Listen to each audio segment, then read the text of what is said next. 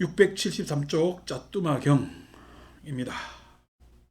어려운 경은 아닙니다만은 항상 경전은요, 우리가 봤을 때 이게 뭔가 좀 사변적이고, 예전에 경전이 이게 뭐 생각할 게 많고 굉장히 이게 경전이 좀 차원이 다른 것 같고, 는경이 오히려 수월합니다. 왜냐하면 그것에 대해서 해석이나 이런 것들을 딱 견해만 딱 잡히면은 수월한데, 실은 경전은 뭐 계율을 다루는 경이라든지 뭐, 우리가 읽어봤을 때는 너무 명략 관한 경, 이게 지금 어려운 거예요. 경전은 항상. 근데 참 그런 거거든요. 예를 들어서 뭐 이것만 알면은 모든 괴로움은 해결된다. 이것만 알면은 모든 문장상의 문제가 없죠. 이것만 알면 모든 괴로움의 문제는 해결된다. 라고 해서 뭐냐면 뭐 누가 이야기를 하던데, 이것만 알면 괴로움이 해결된다라고 했을 때 사람들이 들을 때는 아무 문제가 없고 그거에 대해서 어떤 의문이 없잖아요. 그 다음에 그 가르침은 이것만 하면서 이것만 가르치면은 괴로움에 대해서 이야기할 필요가 있어 없어? 없지. 이것만 알면 되니까. 그러니까 괴로움에 대해서는 더 이상 이야기할 필요 없이 이것만 하니까, 이것에 대해서 뭐냐면 우리가 모든 시선이 돌아가 있기 때문에 그런 이야기를 들으면 사람들이 혹하고, 이것에 대해서 자꾸만 어, 관심을 가지는데, 불교는 이것만 알면, 부처님 가르치면 곧 괴로움이 해결되는 종교가 아니라 괴로움을 알아야 되는 종교입니다. 그러니까 이것만 알면 괴로움이 해결된다는 말은 불교요, 뭐 기초가 안 돼 있는 거야. 뭔가 기초가 안 돼 있는 거야. 그런 말을 함부로 쓴다는 것은 공부 처음부터 다시 해야지. 그 다음 자기가 알고 있는 거 싹 다 무너뜨려야지.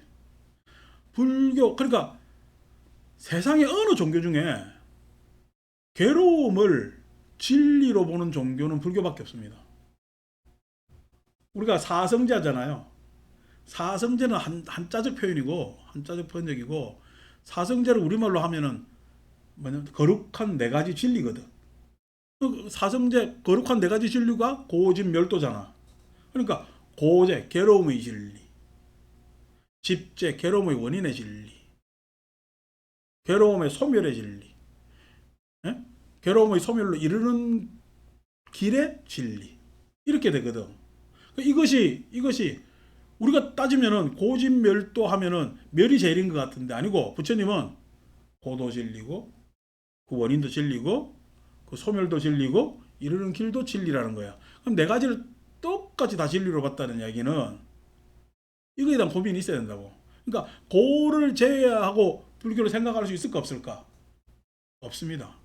그러니까 괴로움을 우리 교과서적으로 생로병사, 에베리고 원증, 해고 구부덕고 오음성고하는 뭐 사고 팔고로 설명을 그렇게 하지만은 어, 그것으로 괴로움을 안다? 그거 알지. 생로병사 모르는 사람 누구 있나? 그죠? 아니, 헤어지는 아픔 못 느낀 사람 누가 있고, 내가 뭔가 좀 가지고 싶은데 못 가지는, 에? 불만족 못 느끼는 사람 누가 있고, 다 알잖아. 그거 안다고 괴로움을 하는가? 그게 아니란 말이야. 그러니까 괴로움이 이런 양상이다라는 것을 알려줬을 뿐이지, 이것이 괴로움이다, 생로병사, 이것이 괴로움이 됐을 때 괴로움이 바로 괴로움을 내가 이것이구나 알았구나 라는 거하고는 차원이 다른 거예요. 설명에 있어서. 그러니까 괴로움의 진리를, 고제를 깨닫는데, 우리 고제를 깨닫는다고 이야기하잖아. 생로병사를 내가 이해하고 알고 하는 게 아니라 괴로움을 깨닫는다고 했을 때, 그 괴로움의 깨달음은 우리 경전상으로 보면은 색계사선 이후에 숙명통과 천안통과 누진통에서 고진멸도가 일어나. 고진멸도의 깨달음이 일어나는 거다. 그러니까 괴로움에 대해서는 항상 우리가 염두에 둬야 될 부분이고, 괴로움을 알아야 괴로움의 원인을 알 수가 있고 소멸을 우리가 알 수가 있는 거예요. 그러니까 괴로움을 모르는 것은 불교를 지금 하고 있는 거야. 아직 내가 덜 하고 내지는 모르는 거야. 이것을 알면 괴로움은 소멸된다라고 하는 것은 불교를 모르는 이야기야. 불교 이야기 아니다. 이런 것들이 일반인들은 잘 모르지. 그러니까 실은 괴로움, 생로병사 너무 쉽잖아. 우리 어느 절 가도 기초 교리 시간에 다 생로병사 이야기한다. 생로병사에 그 다음에 또 어느 스님이 법문하면은 이 고의 바다, 이 고통의 바다를 헤매는 중생들은 이분은 그래 이야기를 하지. 그렇게 이야기하지. 우리가 듣기에도 너무 쉽지. 근데 지금 짜뚜막에서 나오는 것처럼 쉬운 것 같지만은 가장 어려운 것이 됩니다. 쉬운 것 같지만은 가장 어려운 것이 된단 말이에요. 왜 쉽지만 가장 어려운가 했을 때는 내가 신구의 삼업이 달라져야 되는데 그게 단순히 이해, 생각 차원에서 내지는 그 이해 차원에서 뭔가 통찰이 조금 생겼다고 해서 아니 뭔가 초월적 추상이 생겼다고 해서 알 수 있는 것이 아니라는 거예요. 그게 그래서 그것을 잘 염두에 둬야 되는데 참 그냥 섣부르게 불교 공부를 여러분 내가 좀 불교를 아는 것 같지만은 나는 초등학교 다닐 때도 절에 조금 가보니까 다른 친구보다 불교를 좀 아는 것 같았어요. 5학년 때 내 담임 선생님이 종교가 불교라 적으니까 네가 종교가 왜 불교야? 너 엄마가 불교지. 이 교회 다니는 선생님이었거든. 그러니까 불쾌했는가 봐. 그래 나보고 불교 경전 외워보라 그래. 근데 그랬지. 하도 아침에 기동량 했잖아. 수리 마수리 수수리 사바 했잖아. 선생님 할 말이 없잖아.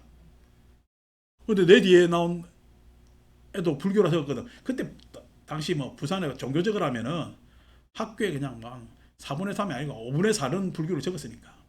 워낙 불교세가 강세였던 시절이라서 불교 학생회 다니는 고등학생들 모아놓으면은 뭐 한 몇천 명 됐어요. 굉장히 나는 그 어떤 불교적 그런 분위기가 있을 때 학생 시절을 부산에서 보냈지. 내 뒤에 애가 앞에 보니까 통과하거든. 그래 지는 하려고 했는데 나는 수리 마수리 수수리 다 했잖아. 근데 얘는 수리 하다가 꽝 집어. 다른 거 해봐 마. 앞에서 한 거 들었잖아, 그지? 다른 거 해봐 이거 못 하잖아. 너는 불교 아냐? 참나 별일이 다 있다. 애들 그래 쓴 거 그냥 모른 척 넘어가 주지. 넘어가 주지. 별일이 다 있죠. 이제 그렇게 되는 거죠. 그래서 우리나라 요즘 인구 센서스 하면 불교 인구 한 600만 나온다네. 600만. 옛날에 뭐 1000만이라 했는데 그냥 사기고 600만도 많이 잡힌 것 같은데 한 600만으로 잡았을 때 600만의 반개 인구가 있을 거잖아요. 그 사람들 자기 종교로 와가 불교라고 하지만 불교로 아까 모를까? 이거 고진멸도까지 들어오려면 한참 이 안에 코어까지 들어와야 됩니다. 근데 코어에 있는 사람들도 고진멸도, 고를, 괴로움을 진리라고 생각할까? 거기서 벗어나야 된다고 생각할까? 예, 고를 벗어나려고 생각하기 때문에 괴로움에 대해서 그렇게 생각 안 합니다. 근데 부처님은 뭐예요? 괴로움을 알아야 된다. 괴로움을 깨달아야 된다고 이야기합니다. 그러니까 뭐냐면은 공부가 잘 모르면은 그냥 내가 아는 만큼에서 시작하는 것이 아니라 어떨 때는요 싹 백지짝에서 시작하는 게 훨씬 낫습니다. 훨씬 내 식대로 했다가 자꾸만 엉클어져 가지고 엉뚱한 결론으로 자꾸만 도출하고 괜히 나도 혹하는 그런 대로 길을 열거든요. 그래서 그러면 그 괴로움을 모르기 때문에 우리가 나의 존재라는 것은 무엇인가, 나에 대해서 고민하는 것이 아니비설신이 색성강리 족법하고 이런 것들 아닙니까? 그러니까 기초를 새로 다져야지. 다 안다고 아이고 뭘 다 알아. 경전의 한 끄트머리 어떤 표현을 잡고 희낙낙될 것도 아니고, 내지는 그냥 유사불교에 귀 기울일 내용도 아니고, 때로는 그냥 유행에, 때로는 또 어떻게 그래서 그냥 신비한 경험에 할 일도 아니라 말이야. 그래서 우리는 부처님 이 초기 경제 늙으면서 처음부터 차곡차곡, 왜 지난주에 우리 뭐 초일분에 보시하고 중일분에 보시하고 어이구 보시를 하는데 왜 그냥 금강경 깨달음보다 못할까? 라고 의문 품는 사람도 있을 거죠. 그죠? 여러분들은 또 나한테 지금 이 단련이 돼 있어가지고 저 인간이 저래 이야기하면 그런가 보다 이렇게 들으니 그것도 문제인데, 의문을 자꾸만 가져야 되는데, 보시의 문제가 아니고 보시 바람일의 문제라. 보시는 내가 할 수 있죠. 내가 알고 하는 것도 있고 모르고 하는 것도 보시도 있습니다. 그죠? 여러분 오늘 아침에 청소하는 아저씨들 막 돌아다니면은 여러분들 그 비용 받고 하겠어요? 하니까 어떤 사람이 하는 이야기가, 이거만 그 사람은 그 일밖에 할 수 없으니까 능력이 그거밖에 안 되니까 그거라도 해야 될 건 아닌가 라고 하지만, 그 사람이 나는 보시하는 생각으로 이 일을 한다면 어떡할 거야? 보시죠. 그 돈 받고 어느 누구도 안 할 건데 그 양반 하는 게 보시잖아. 그러니까 알고 하는 보시도 있고 모르고 하는 보시도 세상에는 있습니다. 그런데 그 청소하는 아저씨가 기쁘게 청소해요. 하기가 맨날 무슨 정신세계사인가 성자가 된 청소부라는 제목의 책도 있었습니다만은, 기쁘게 청소해요. 참 그냥 그때 마지못해서 일어나서 참 일어나가지고 하는데 그렇게 해요. 그 다음에 요즘은 또 얼마나 그냥 관리를 철저히 하는가, 좀 덜 주워가도 다 찍어가지고 보내고 이러니까, 그런 모든 것에 감시당하는 느낌에 어떤 자유는 전혀 없고 자율도 전혀 없는 상태에서 자기는 오히려 보시보다는 희생당한다 라는 생각이 많겠죠. 왜 그러냐니까 그게 보시 바람일이 아니기 때문에. 보시 바람일이라는 것은 그 급여나 이런 것도 중요한 게 아니고 인정입니다. 그 일에 대한 인정. 근데 우리는 그 일에 대해서 인정해요. 누가 하는 모양이다 안 하는 모양이다 관심 없이 그냥 눈 질끈 감아.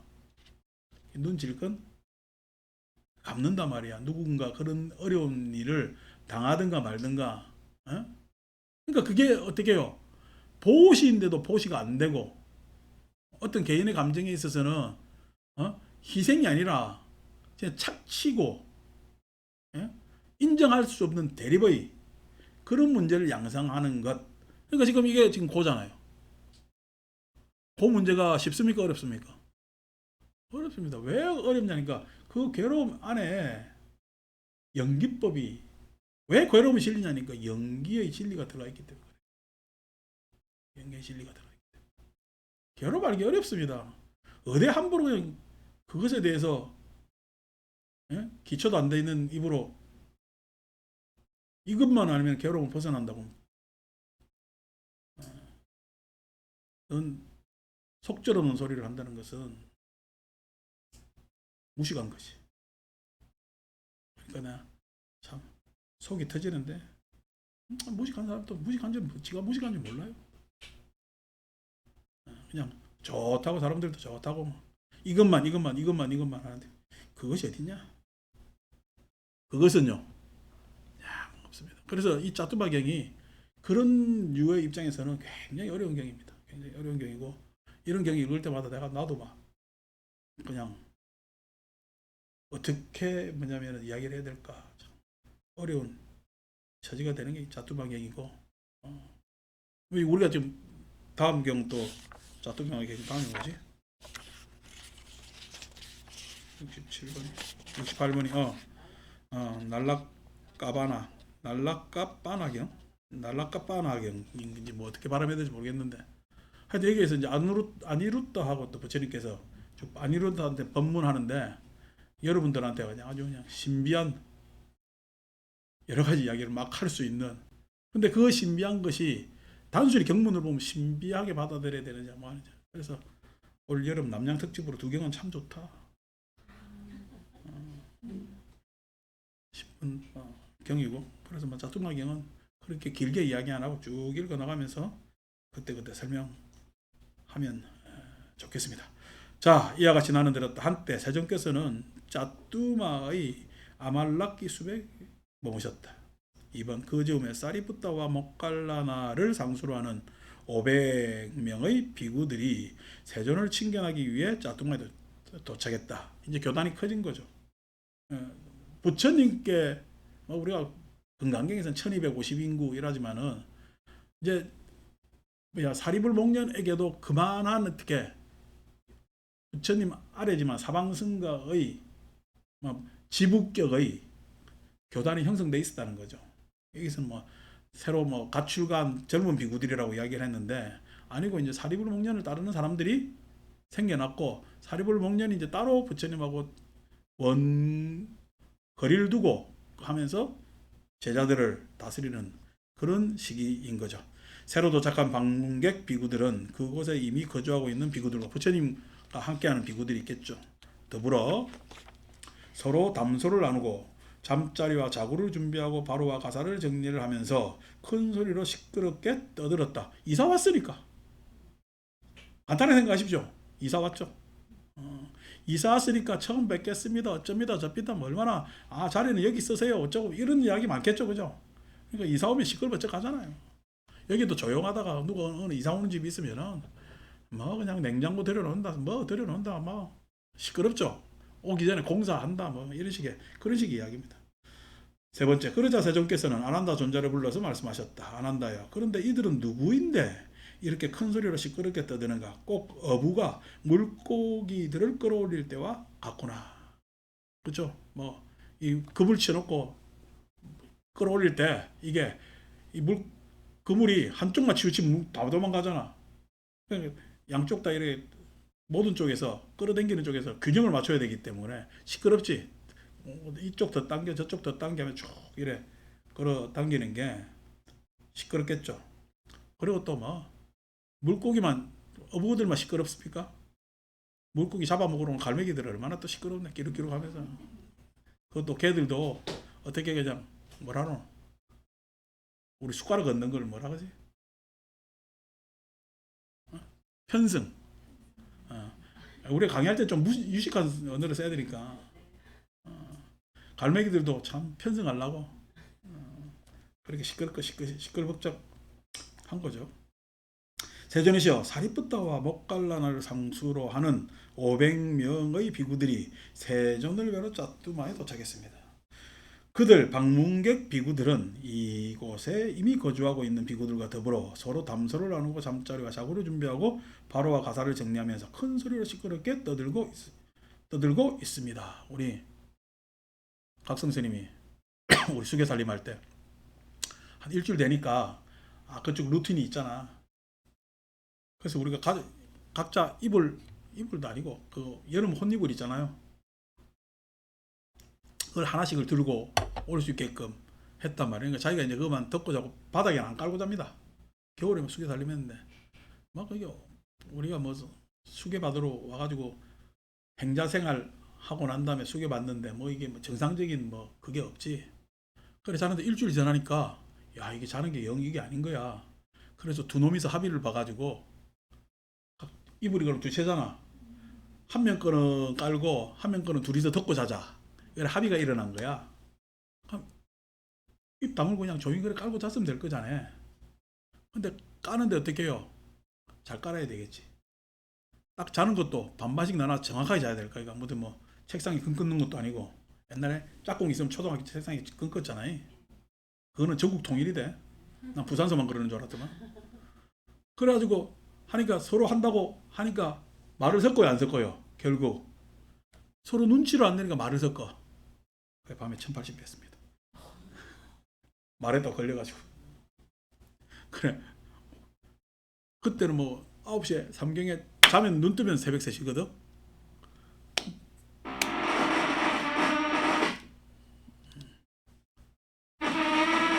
왜 이래?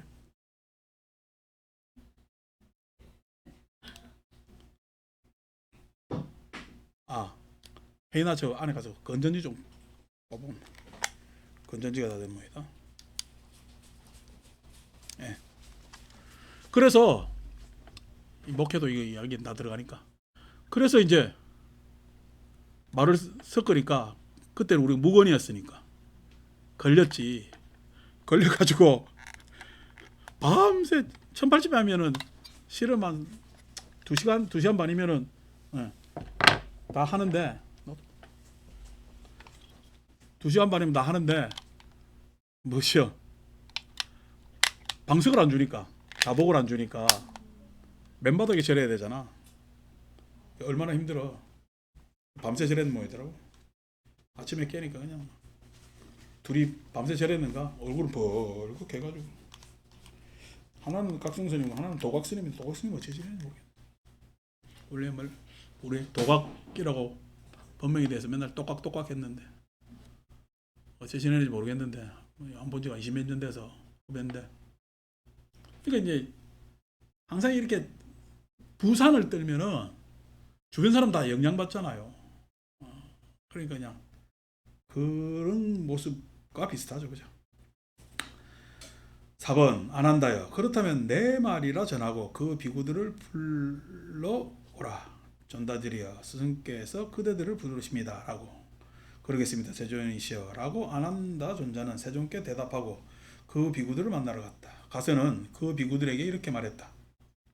전자들이여 스승께서 그대들을 부르십니다. 도반이여 잘 알겠습니다. 라고 그 비구들은 안 한다 존자에게 대답하고 세존을 뵈러 갔다. 가서는 세존께 절을 올리고 한곁에 앉았다. 한곁에 앉은 비구들에게 세존께서는 이렇게 말씀하셨다.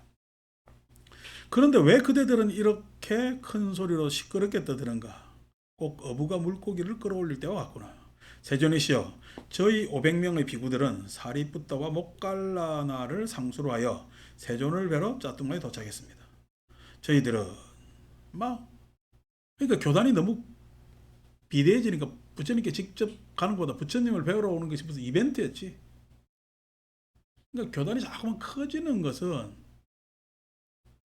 내실이 있어지겠어요. 뭔가 커지는 것은 자꾸만 형식이 더 생기는 거겠어요. 그러니까 이제 저는 이 우리절 규모를 제일 좋아하는데 형식이 그렇게 구애 안 받아도 되고 내실은 또 충분히 챙길 수 있고 하는 정도입니다. 그런데 이거보다 배만 커져도 형식을 안 갖출 수가 없습니다. 형식을 갖추려니까 형식을 주재하는 사람들이 필요하겠죠. 그래서 이제 이 형식을 주도하는 사람들을 우리 직원을 둘 수밖에 없고 전문가를 둬야 되니까. 그래서 이 조직적 형식이 자꾸만 생기는 거지. 여러분 무슨 동네 슈퍼 하는데 인사과장이 필요할까요? 제과점 하는데 인사과장 필요 없잖아. 사장이 모든 거 다 하면 되잖아. 근데 조직이 커지면요 인사과장이 필요하거든요. 그러니까 그게 이제 형식이죠. 이제 그런 형식에 있어서 그런 사리불목련이 과연 형식을 주재하는 사람인가? 안 그러면 그 내용까지도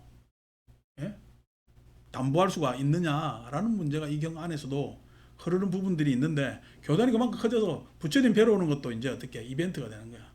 마치 우리 봄, 가을에 사찰 순례 가듯이. 그거 안 가면은요 좀 사람들이 좀 그만하고 그래서 사람들 그냥 분위기도 그러니까 나들이 한번 가자. 이게 다 형식이다. 우리 1년에 짜여 있는 기본적으로 해야 되는 이벤트들이 있잖아요. 그러니까 부처님 뵈러 오는 것도 이벤트화 된 거지. 이래 시끄러운 겁니다. 여러분들이 부처님 계셔가지고 부처님 뵈러 가면은 시끄럽게 떠들겠어요? 뭔가 조심하겠어요? 그렇죠? 뭔가 조심해야 된다는 것이 뭐냐면은 그것은 내가 부처님을 뵈러 내가 직접 오는 나의 일이기 때문에 조심스럽습니다. 근데 형식이 가면요, 이벤트로 가면은 이게 달라지겠죠. 마음 자세가. 그렇게 되는 겁니다. 저희들은 여기 거주하고 있는 비구들과 더불어 서로 담소를 나누고 잠자리와 자고를 준비하고 바로와 가사를 정리하면서 큰 소리로 시끄럽게 떠들었습니다. 5번 비구들이여 물러가라. 나는 그대들을 내쫓는다. 그대들은 나와 함께 머물 수 없다. 이런 이제 이벤트성, 형식적 문제 때문에 이런 결정을 부처님께서는 내리게 되는 겁니다. 그러겠습니다, 세존이시여 라고 그 비구들은 세존께 대답하고 자리에서 일어나서 세존께 절을 올리고 오른쪽으로 돌아 경의를 표한 뒤 침과 자구를 정리하고 바로와 가사를 수하고 떠났다. 이제 이 경전의 표현대로 아유 부처님 죄송합니다 뭐 이랬을까, 이 표현대로 그대로 했을까, 여러분 상상이 맡깁니다만 우리 가풍에 의하면은 이 경전 나온 대로 그대로입니다. 이거는 이유가 분명하기 때문에 재론할 필요가 없는 겁니다. 이유가 분명하기 때문에. 그래서 불교의 가풍은 현재까지도 뭔가 이유가 분명하고 내가 충분히 수긍되고 납득됐을 때는 재론하지 않는 게, 거기에 대해서 참여하고 다음 기회를 엿보는 게 불교식 방법. 근데 이제 사회적 명령하고는 좀 다르죠. 사회에서 일어나는 명령은요, 내가 납득 못하는 경우가 많잖아요. 설득 못 시키는 경우도 많고. 그러니까 뭐 재소도 하고 재론도 하고 이렇게 되는데, 이건 뭐 앞뒤가 너무 명백한 거잖아. 그래서 전 5번 이 구절을 한번 잘 보시라. 어렵죠? 이런 장면이. 우리는 그냥 글이 있으니까 뭐 그런가 보다 하고 읽잖아요. 그죠? 그러니까 이런 경이 참 어렵습니다. 6번. 그때 짜뚜마에 사는 삭가족들은 어떤 일 때문에 집회소에 모였었다. 짜뚜마에 있는 삭가족들은 멀리서 그 비구들이 오는 것을 보았다. 보고서는 그 비구들을 만나러 갔다. 가서는 그 비구들에게 이렇게 말했다. 존자들은 어디로 떠나십니까? 도반들이여, 세존께서 비구 승가를 내치셨습니다. 약간 그냥 섭섭한 느낌도 있겠죠, 그죠? 그러시다면 존자들께서는 잠시만 앉아 계십시오. 왜? 삭가족들은 아니 뭐 얘들만 이랬겠냐고. 부처님께 뵈러 갔다가 얘들만 이랬겠냐고. 앉아 계십시오. 아마도 저희들이 세존께서 신뢰를 회복하도록 할 수 있을 것입니다. 이런 경험이 있으니까. 이것도 우리가 미루어 짐작해보는 거죠, 그죠? 그 정도로 이제 많아졌다는 거지, 제자들이. 그러겠습니다, 도반드리여 라고 그 비구들은 짜뚜마에 사는 샤가족들에게 대답했다. 7번. 그러자 짜뚜마에 사는 샤가족들은 세존을 뵈러 갔다. 가서는 세존께 절을 올리고 한곁에 앉았다. 한곁에 앉아서 짜뚜마에 사는 샤가족들은 세존께 이렇게 말씀드렸다. 세존이시여, 세존께서는 비구 승가를 기쁘게 해 주소서. 세존이시여, 세존께서는 비구 승가를 반겨 주소서. 세존이시여, 세존께서는 마치 이전에 비구 승가를 섭수하셨듯이 지금의 비구 승가를 섭수해 주소서. 이런 일이 있었다는 것이 반증이죠, 그죠? 여기서 세존이시여, 여기에는 갓 출가하여 근래에 이 법과 율에 입문한 신참 비구들이 있습니다. 신학 비구들이 있습니다.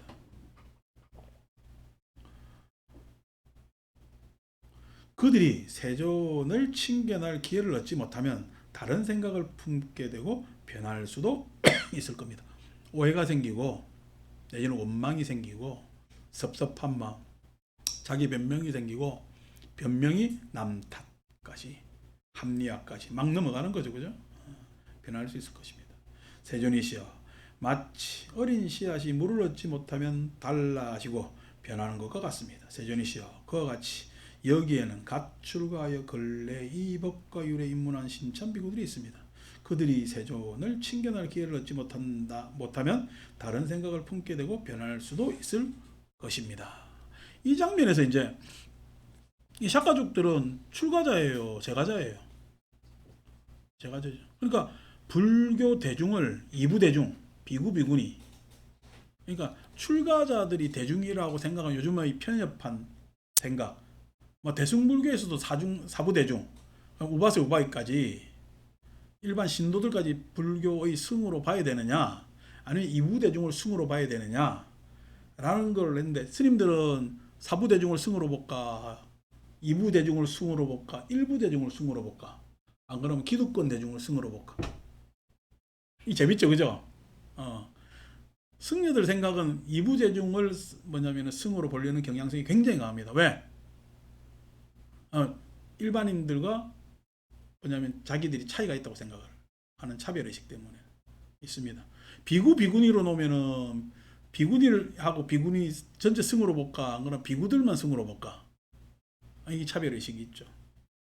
비구들만 보면은 오래된 경험, 나이 많고 구찬 비구들이 승이 될까? 신찬 비구들까지 승으로 볼까? 이것도 차별의식이 생기는 거죠. 그 다음에 구찬 비구들 안에서도 지금 영향력이 있는 비구들이 또 승으로 보려는 경향이 있겠지. 그 인간의 욕망 때문에. 그렇게 했죠. 근데 이 경전으로 보면은요, 샤가족들이 이렇게 부처님께 이 신학 비구들, 신참 비구들을 다시 한번 섭수해 줄 것을 간곡히 원하는 그 입장에서 원하는 그러한 요청을 드리는 것은 확실히 그때 당시 우바세 우바이, 즉 일반인들이 승가의 외호 집단이었다. 보호하는. 그리고 부처님은 이들의 요청을 받아들여서 다시 뭐냐면 비구들을 만난다고 했을 때 승은 어디까지 와야 될까? 외호 집단, 즉 제가 신자들까지도 승으로 확대되는 게 부처님 당내 이미 있었어요. 뭐 그것이 대승불교에서는 사부대중이고 뭐 소승불교에서는 뭐 초기불교에서는 이부대중이다 이런 막연한 자기들 상상으로 나눠서는 안 돼. 부처님 때는 이미 어떻게 부처님이 스님들을 혼내더라도 그 주선 다시 섭수하는 주선을 뭐냐면은 일반인들이 했다는 거예요. 요청을. 그걸 부처님께서 그 섭수를 받아들였다는 것은 이 옆에서도 분명한 조력의 힘이 있었다는 거죠. 그래서 불교는 이부대중인 적이 없습니다. 부처님 때도 사부대중입니다. 사부대중입니다. 그러니까 이부대중의 논란이나 이런 것들의 이야기는 후대에 생긴 그 차별을 좋아하는 기득권자들의 이야기겠지. 저는 이런 장면에서도 역시 부처님께서는 사부대중을 유지하려고 노력을 하고 있었고 이런 뭐냐면 샤가족들 입장에서는 제가자들을 요청을 드릴 수 있는 그런 언로가 터져 있다는 것은 그 제가자들도 영향력이 있는 거잖아요. 그런 영향력에 의해서 스님들이 제가자들 함부로 할 수 있을까? 안 그러면 이들의 뭐냐면은 소위 외호도 받지만은 견제도 받을까? 견제도 받습니다. 견제를 받아야 잘 수행합니다. 항상 견제받지 못하는 위치, 역할, 그 다음에 세력들이요. 항상 부정에 빠지기 쉽습니다. 이거는 일반 사회하고 승하고 관계없이. 항상 그래서 외호한다는 것은 감싸 안아주는 것도 있지만은 항상 잘못을 나무라줄 수 있는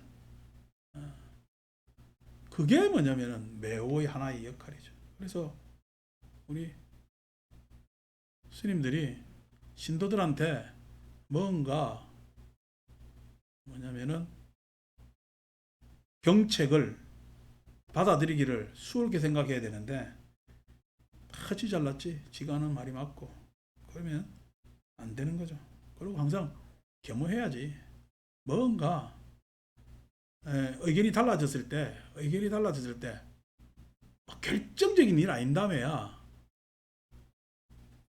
내 의견이 먼저야 되겠어요. 안 그러면 다른 사람 의견을 들어주면서 이렇게 같이 안고 가야 될까? 이게 가장 기본이거든요. 이게 어른의 자세고 그런 생각을 했을 때 이런 장면도 쉬운 장면 아닌데 여러 가지를 생각해 볼 수 있는 겁니다. 세존이시여 마치 막 태어난 어린 송아지가 어미를 보지 못하면 달라지고 변하는 것과 같습니다. 세존이시여 그와 같이 여기에는 가출가여 근래 이 법과 율에 입문한 신참 비구들이 있습니다. 그들이 세존을 칭견할 기회를 얻지 못하면 다른 생각을 품게 되고 변할 수도 있을 것입니다. 그래서 불교를 처음 접하시는 분들은 반드시 뭘 접해야 돼? 경전을 접해야 됩니다. 아니고 어느 사람 좋아서 어느 사람 말 한마디가 그냥 내 마음에 톡 꽂혀서 이렇게 하면은 불교를 알까 착각할까. 그래서 불교 공부는 경전과 더불어서 해야 됩니다. 그래서 경전에 좀 들어오기 힘드니까 우리가 개론서라든지 기초서라든지 이러한 2, 3차 서적을 가지고 먼저 쉽게, 그러니까 어떻게 보면은 옛날에는 책이 그렇게 없었으니까 절을 그렇게 지어 놓은 거예요.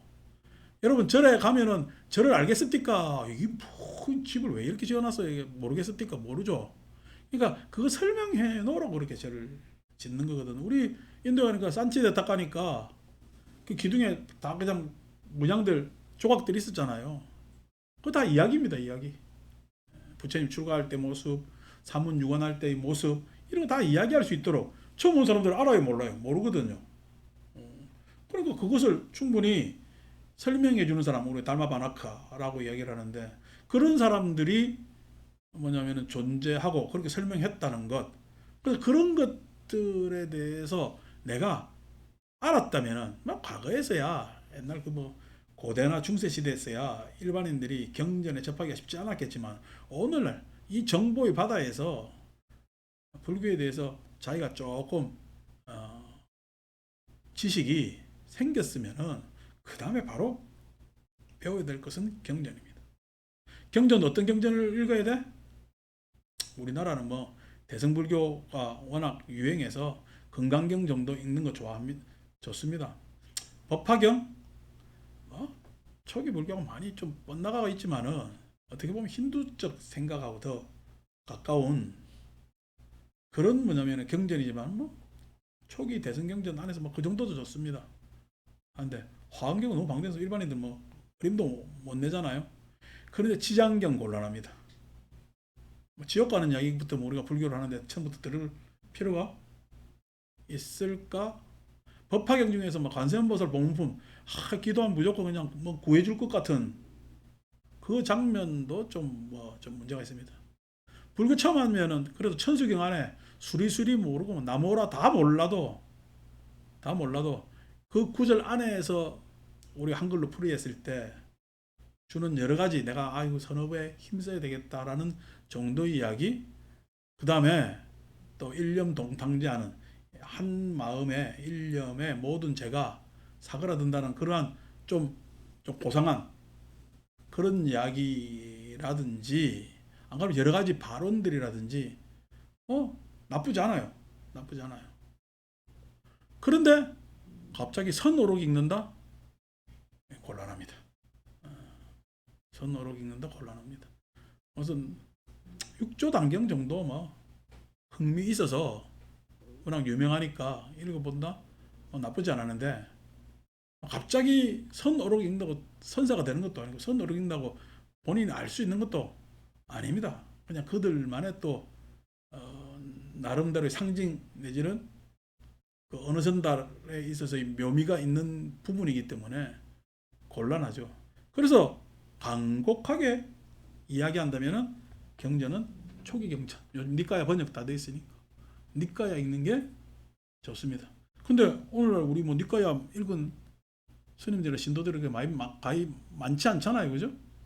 그러니까 절에서들 이거 막 아직 덜 씁니다. 저도 뭐 천수경 예를 수십 년 하고 우리 노고살님들 다 그게 익숙하니까 하지만은, 저도 언젠가는 메타수타, 자비경 내지는 라트나수타, 법외경 같은 것들 읽으면서 이게 좀 번역을, 내가 문장을 고쳐가지고 읽고 싶은 것도 사실이고, 뭐 그건 조만간에 내가 그래 실행하려고 문장 고치는 거야. 뭐 저한테는 큰 어려운 일이 아니라서 독송하기 편하게끔 고쳐서 읽을까 생각합니다.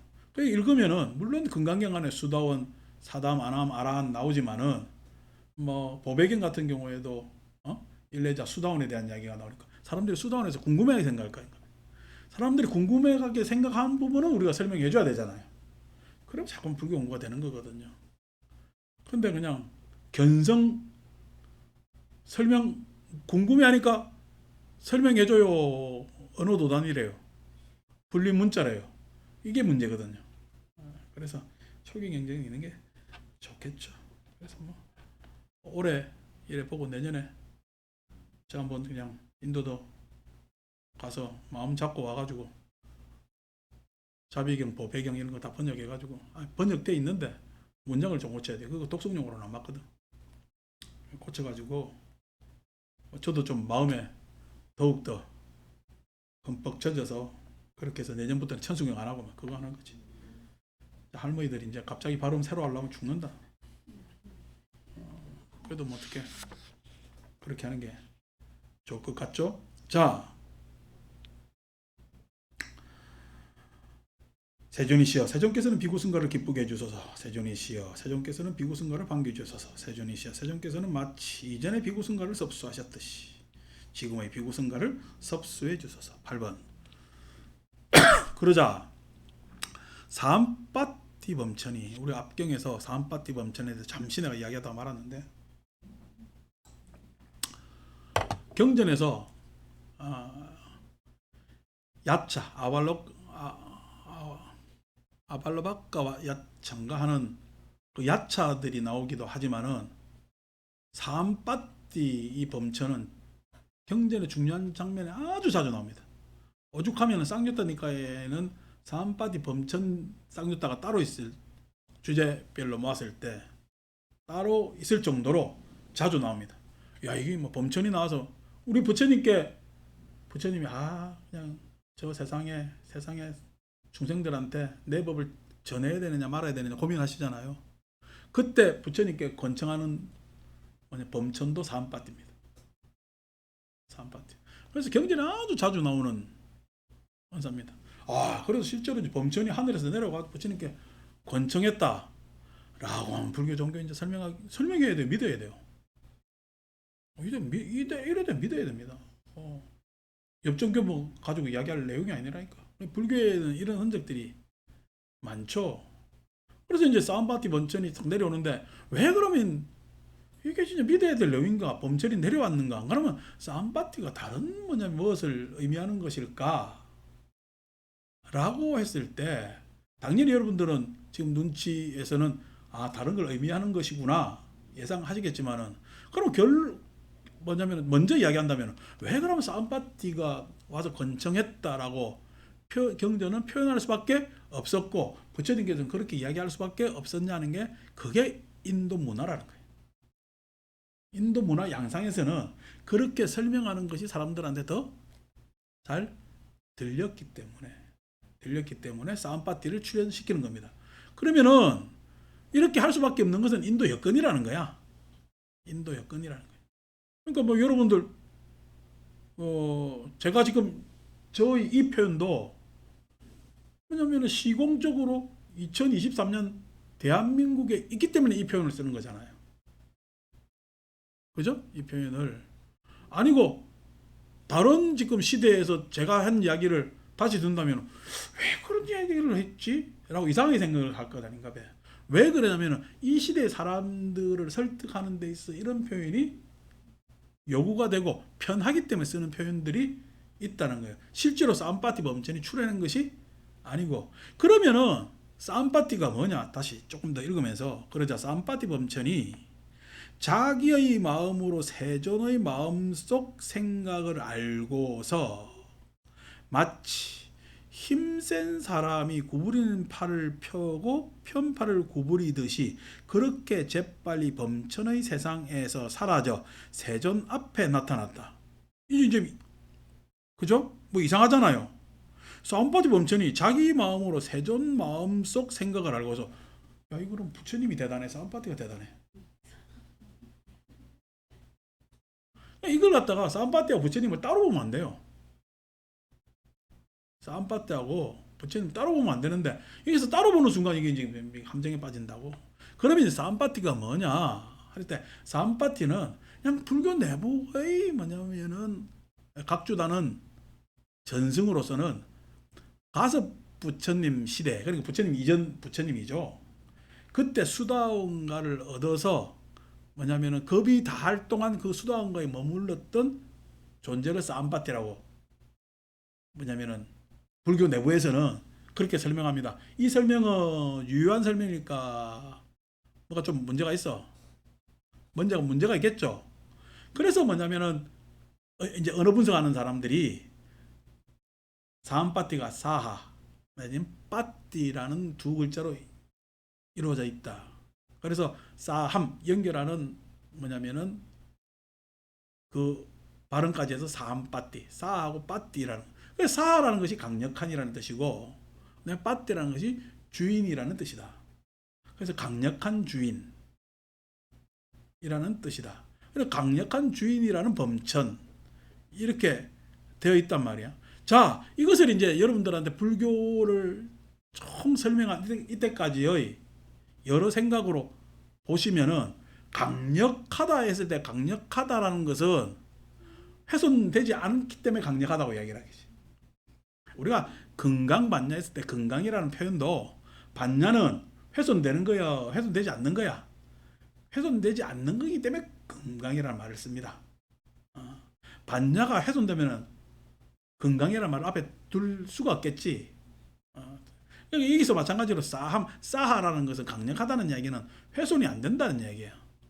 그리고 주인, 훼손되지 않는 주인이라는 뜻이거든. 뭐 이걸 뭐 나중에 이제 뭐 또 다른 식으로 할 때는 뭐 그냥 강력한 말고 뭐 나의 주인 이렇게 번역하는 분들도 있는데 저는 사하파티에서 강력한 주인.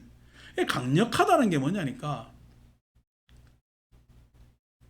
오명전에 강력한 게 뭐 있노?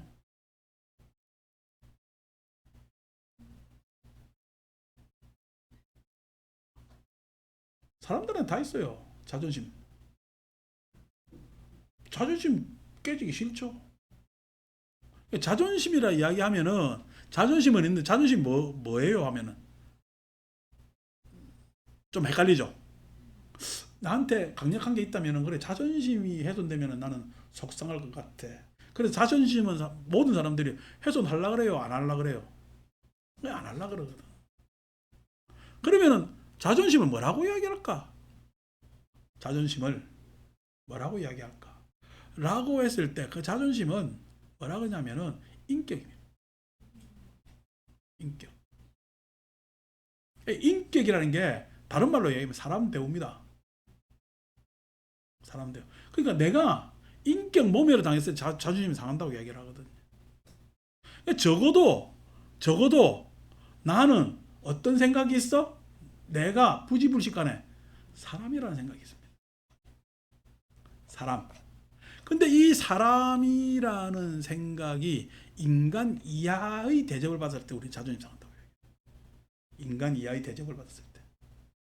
그러니까 내가 이 사람이라는 생각은 이게 부셔져야 돼. 안 그러면 이건 당연한 거야. 당연한 것 아닌가 내가 사람이라는 생각은.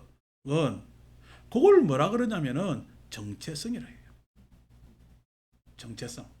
그러니까 모든 사람들에게는 자기가 인간이라는 정체성을 다 가지고 있어요.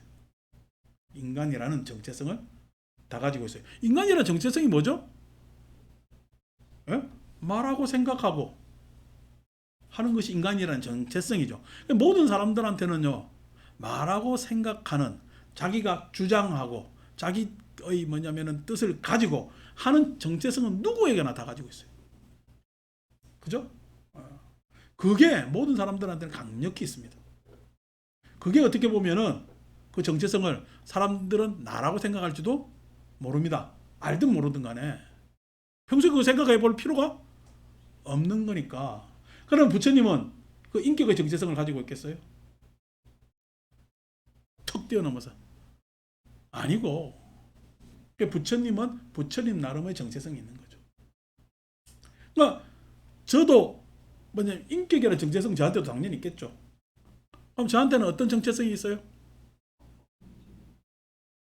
예, 내가 지금 이 가사 수하고 있는 그 정체성이 있습니다. 요거 지금 놓치기 싫거든. 왜냐면 이것의 정체성을 지키려고 애를 쓰거든요. 아니 나도 놀러 가고 싶지. 나도 뭐 하고 싶지. 뭐 예를 들어서 우리 절 살림 요즘 괜찮기도 한데 뭐 내 개인 차인데 뽑을까? 그러니까 아이고 돈이 어디 있어요? 뭐 할부로 뽑으면 안 되나? 라고 하는데 내가 그렇게 결정을 해요, 안 해요? 아니, 그것을 이겨 꺼내면은 반대하시는 분들 있겠지. 근데 반대하겠어요. 아이고, 뭐 알아서 하세요. 하겠어요. 종교가 그렇습니다. 알아서 하세요. 아이고, 뭐 그래도 편한 차 타셔야죠. 좋은 차 타셔야죠. 알아서 하세요. 라고 합니다. 예? 그러면 좋다고 내가 그걸 탈까? 그러면요.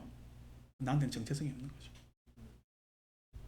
나의 정체성은 뭐냐니까 그런 생각을 해본 적도 없지만은 누가 그런 이야기를 한다고 하더라도 전혀 거기에서 내가 기울이거나 할 필요가 없는 그런 정체성입니다.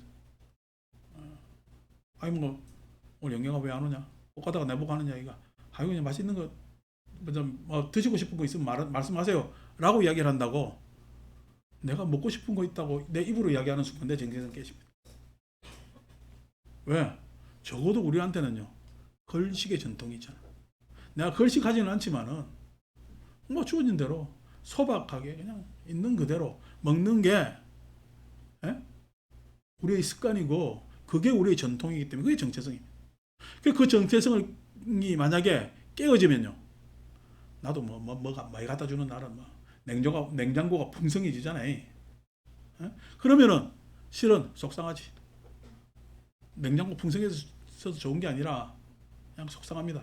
속상한 게 아유 많이 해도 되는데 그게 내 겸양에서 나오는 소리가 아니란 말이에요. 그게 정체성입니다. 나는 그냥 갑자기 내가 이렇게 이야기 그러니까 내 이야기를 하게 되는데 부처님의 정체성은 뭐야 그럼? 이때까지 수행을 해오면서 지금 결국 성도를 하셨고 많은 제자들을 제접하고 있는 부처님의 정체성은 뭐냐? 지금 부처님께서 제자들이 시끄러워서 내쳤잖아요. 그 부처님과 지금 사파티 범천이 마음속으로 들어온 뭐냐면은 그 부처님 어떤 차이야? 한 부처님은 현실성, 한 부처님은 정체성입니다. 부처님은요 현실성도 있죠. 건강경식으로 표현하면 유관이 있느냐 해서 유관이 있다. 시끄러운 거에 대해서 시끄럽다고 야단치고 내보내야 되는 것도 있죠. 근데 그것에 있어서 다시 받아들여야 되는데 받아들인 것을 내보냈다가 뭐야 야야야 이제 좀 시간 됐으니까 다시 와 이상하잖아. 그러니까 절차가 있는 거죠. 예? 사람들이 개입하게끔 하고 그 개입에 의해서 지금 갓 출가한 비구들은 더욱더 단돌이 요즘 우리 이야기로 단단해질 것 아닙니까? 그 다음에 거기에 대한 견제도 받고 보호도 받고 할 것 아닙니까? 그런 절차 내지는 그런 과정을 기다리고 그것에 대해서 부처님은 이들을 받아들일 때 현실적으로 받아들일까요? 때가 돼서 아니 우리 교단이 훼손되면 안 되니까 아니면은 부처님께서 제자들을 육성해서 결국 깨달음으로 이르게 하는 그러한 과정의 부처님의 본래 정체성이라는 것은 본질적 특성을 이야기하는 거거든. 그 본질적 특성에 의미를 더 둘까? 그게 의미를 더 둘까? 그래서 모든 이 초경전에 나오는 싸움파티는요 부처님의 정체성과 관련된 얘기. 싸움파티는. 그러니까 이 부처님의 정체성은 현실은 지금 이 순간, 이 시간의 이 장면이죠. 시공간에 제약이 있는 거지. 근데 부처님의 본질적 특성, 정체성은요. 시공간에 속에 있는 거예요. 그럼 시공간 너머에 있어요. 시공간 너머에 있죠. 그렇기 때문에 범천이라는 것으로 묘사하는 겁니다. 싸움파티로. 뭐냐면은 그 전에 그 돌아가신 양반 이름 뭐지? 이윤기인가? 히랍시나 책 많이 써가지고 한 부분들 있죠. 불교에 나오는 모든 야자, 범천, 천신들에 대한 이야기는 이런 식으로 신화적 덕목이 있습니다. 그런데 왜 그 신화적 덕목으로 이야기하는 것이 그 시대에는 훨씬 더 사람들을 설득하기 편했으니까. 근데 오늘날은 이상하잖아요. 그러니까 이런 식으로 다시 여러분들한테 재해석해 드리는 거죠. 딱 저는 경전 볼 때 대승경전도 그렇고 이러한 신학적, 종교성, 신학적 표현들을 제 나름 다 해석의 주관을 가지고 있습니다. 그러면서 경을 보면은 경이 다 해석돼요. 경을 보면 해석됩니다. 그렇지 않고 지장경 봐가지고 지옥 있고 뭐 있고 이러면 이제 골치 아파집니다. 이게 그걸 어떻게 해야 됩니까? 그러니까 함부로 그렇게 이야기하시는 분들, 대성경전 안에서 여러 가지 나오는 종교성에 관한 이야기들, 초기 불전 안에서 나오는 종교성의 이런 구절들을 함부로 해석하시는 분들은 공부를 더 하셔야 된다. 공부를 자기가 앉아서 공부를 더 하시고, 범전이 있다 없다 이런 소리로 모르면 좀 묻든가, 물었는데 뭐냐면은 답 못하면은 다른 데 가서 또 묻든가 찾아보든가 자기가 고민하든가 이렇게 해야 불교 공부가 될 거다. 공부가 이제 이런 부분에 무슨 뜻을 이야기하는지 아시겠죠, 그죠? 그러니까 지금 우리는 우리한테 정체성이 있는데 싸움바띠라 불릴 만한 그러한 정체성이 있어요. 가만히 있다 그냥 어떤 자존심 상하는 일이 생기면 화내면서 난리가 날까요? 그런 겁니다. 부처님하고 우리하고 차이인 거죠. 그게 이제 부처님의 힘, 열의 심력하고 우리의 차이가 있기 때문에 그런 겁니다. 그때 싸움바띠 범처는 한쪽 어깨가 드러나게 윗옷을 입고서 세존을 향해 합장하고 이렇게 말했다. 이게 뭐냐면 종교적이기 때문에 항상 부처님께 제자들이 한쪽 어깨가 드러나게, 오른쪽 어깨가 드러나게 옷을 입을 때는 어떤 관계예요? 지금 이게 세속적 관계예요? 출세관적 관계에서 그러는 거야? 출세관적 관계. 부처님의 이 싸움바띠가 부처님 마음속에서 일어나는 것은, 정체성은 출세관적 마음이라는 거예요. 9번 세존이시여, 세존께서는 비구승가를 기쁘게 해주소서. 세존이시여, 부처님 스스로의 마음입니다. 그죠? 세존이시여 비구승가를 반겨주소서. 세존이시여, 세존께서는 마치 이전에 비구승가를 섭수하셨듯이 지금의 비구승가를 섭수해 주소서.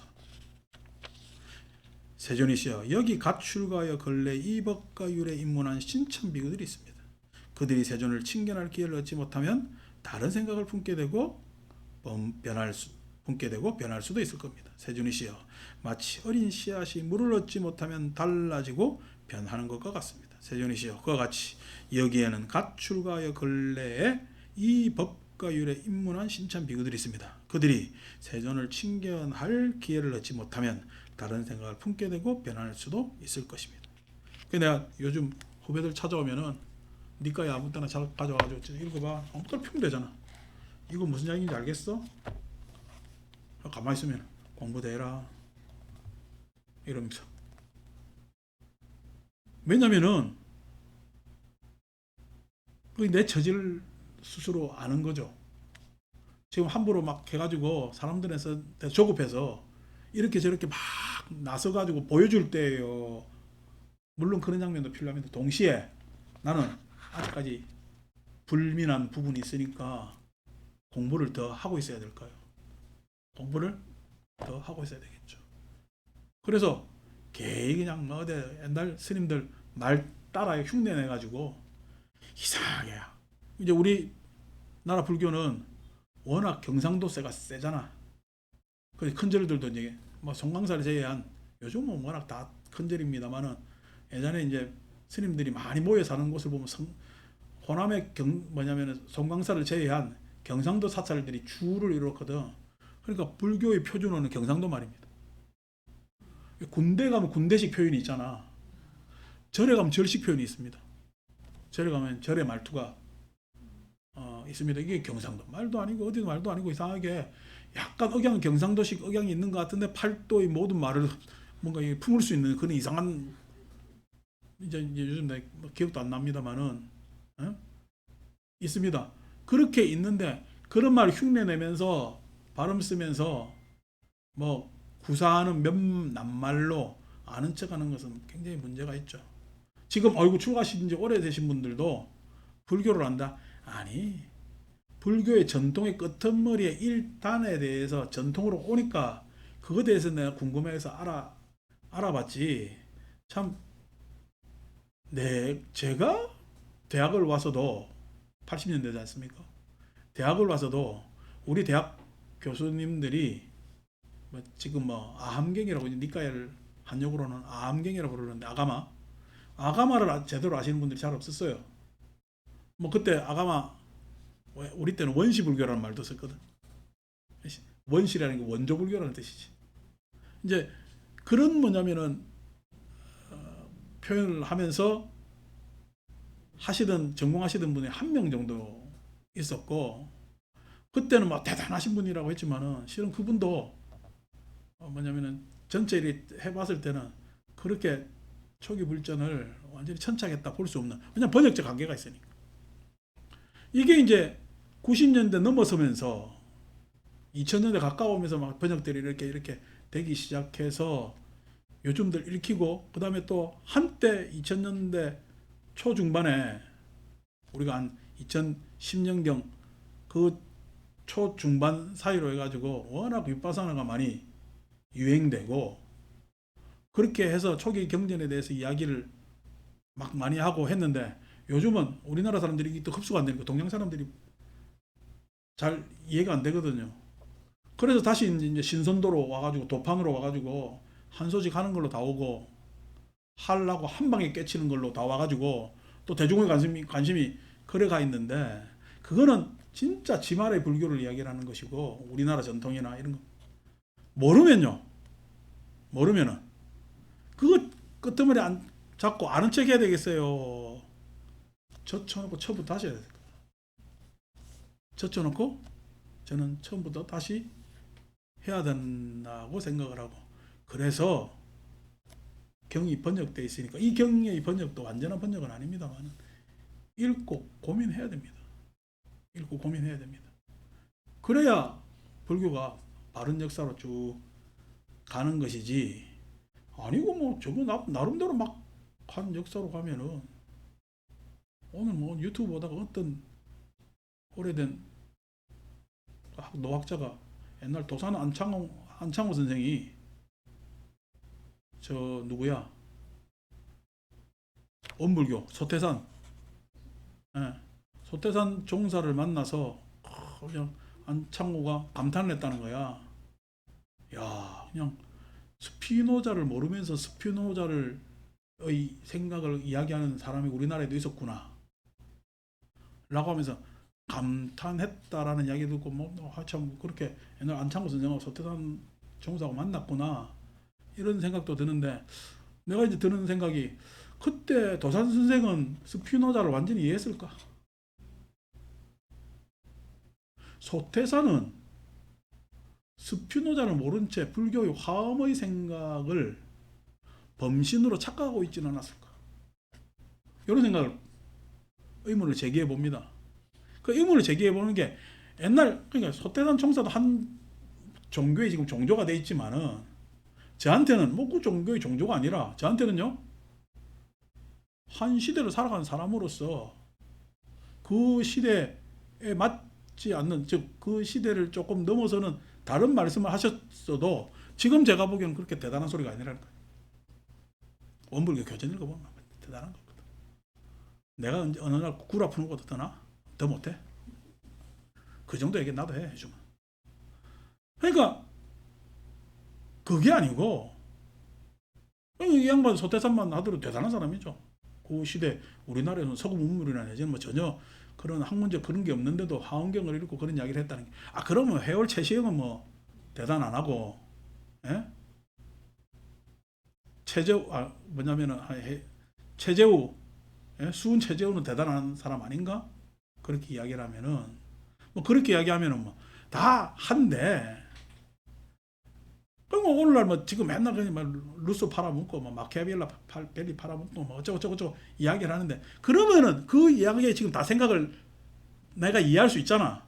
그럼 니는 뭐냐는 거야 도대체. 그 니 견해는 지금 누가 뭔 이야기하더라 중요한 게 아니라, 너는 그럼 뭐냐 라고 했을 때, 나는 그거 지금 말단에 뭐냐면은 이야기를 하더라도 내가 불교를 다 아는가 했을 때 내가 지금 물음표가 있다는 거야.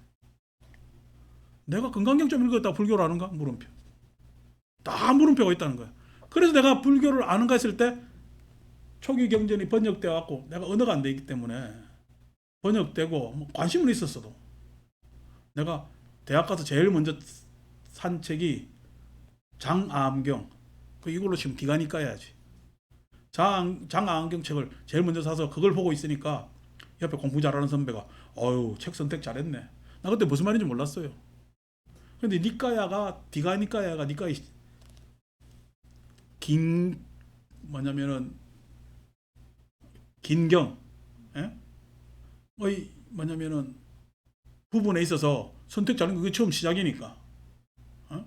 근데 내가 장니까야 장안경 보면서 알았을까? 난 뭣도 모르고 그냥 짧은 거보다 긴 게 안 낫겠나 싶어가지고 해서 읽었는데 뒤다 보니까 뭔 얘기인지 모르겠더라고. 사문과경이나 법망경은 내가 하기에는 어렵더라고. 그때 당시에 생각으로. 근데 그게 계속 숙제처럼 있으니까 그때 당시 번역돼 나온 것은 모자랐는데 지금 이렇게 번역돼서 여러분들 만나서 이렇게 천착할 수가 있으니까 지금은요 조금이라도 이해하고 불교라는 게 부처님 가르침이라는 게 내가 많이 착각하고 있었구나 라고 솔직히 반성하는 심정으로 참회까지는 아니고 반성하는 심정으로 지금 읽고 있는데 뭣도 모르면서 그냥 함부로 이야기를 한다? 그러니까 여기서 이제 나오는 신학 비구들 정도로 생각하고 이제 부처님을 진솔하게 만나러 가야지. 그래서 뭘 읽어야 돼? 니까야를 읽는 게 좋습니다. 그래서 저는 뭐 목요일도 여러분들하고 경전 강도하는 나쁘지 않는데 저한테는 의미가 있는 것은 신은 월요일이 더 의미가 있습니다. 제 공부를 너무 많이 하니까. 자, 그래서 9번은 똑같은 이야기가 계속 반복되고요.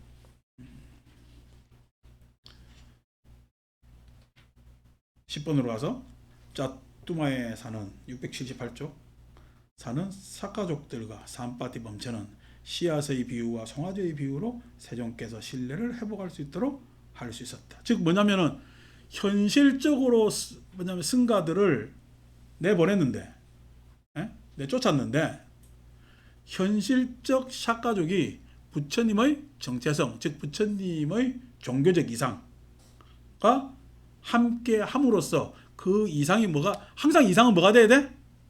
현실화가 돼야 될 것 아닙니까? 그 현실화의 계기를 누가 만들어줬냐? 샤가족이 만들어줬다. 그 비구들이 만들어준 게 아니고 샤가족이 만들어줬다. 그러니까 이 샤가족들은 얼마나 소중해요. 얼마나 소중해요. 부처님의 참 장면에 실은 여러분들 걸출한 제자들도 끼어 있지만은 그 장면에 부처님이 6년 고행하다가 저 강가로 굴러 떨어져서 누가 공양했어? 수자타잖아. 우리 수자타 말 같잖아. 수자타는 부처님인지 알았어요? 몰랐어요? 수자타는 끝까지 부처님 나무신인 줄 알았어요. 빼짝 골아가지고 나무 밑에서 수행하고 있으니까 수자타는 저 사람이 수행자로 봤을까? 나무의 신이라고 봤을까?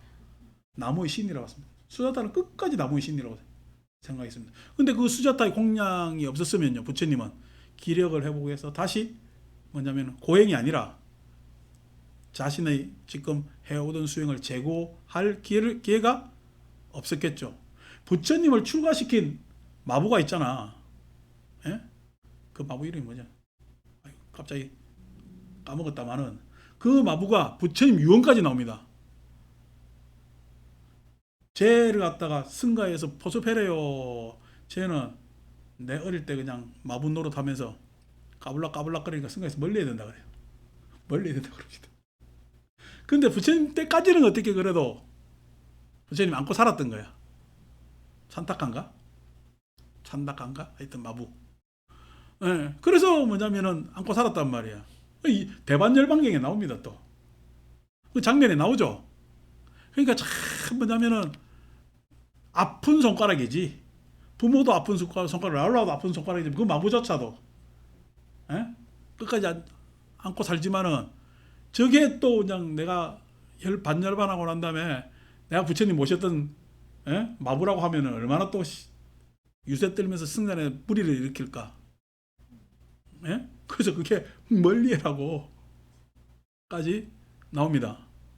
그러니까 그게 뭐냐면은 그 개입돼 있죠.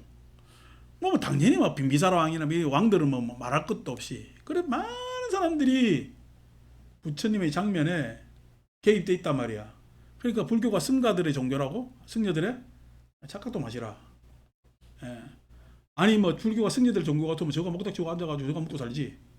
뭐 한다고 그냥 목닥 치는 비용 그래 받아가지고 승려들의 종교요. 돈 갖다 주는 사람들의 종교야. 그게 아니거든. 그러니까 이게 대중을 그렇게 분리해가지고 해가지고 막 그냥 지나 그냥 에? 난체제야 그냥 에? 모든 국민이 뭐 바라는 대로 국민의 뭐 에? 우선 국민을 생각하고 우선 국민을 생각해 쥐부터 생각해. 우선 국민을 생각하고 쥐부터 생각하지. 그러니까 그런 것들이 아닌 에? 사부대중 세상이 만들어가는 종교가 불교다라고 이야기할 수가 있겠죠. 자, 11번. 그러자 마하모칼라나 존자는 비구들에게 이렇게 말했다. 도반들이여 일어나십시오. 바로와 가사를 수하십시오. 자뚜바에 사는 삭가족들과 사암파티 범천이 씨앗과 송아지의 비유로 간청을 드리자 세존께서 신뢰를 회복하셨습니다. 라고 이렇게 이야기를 하면서 밑에 뭐 천이통이 어떻고 저떻고 모칼라나가 천이통이 있어가지고 다른 사람은 몰랐는데 부처님과 사파티 범천이 만나는 것을 알고 라는 주석서 이야기나 이 주는 하나도 참고할 게 안 됩니다. 이렇게 하면은 불교가 너무 어지러워져요. 그 이야기는 다음 주에 하겠습니다. 마칩니다.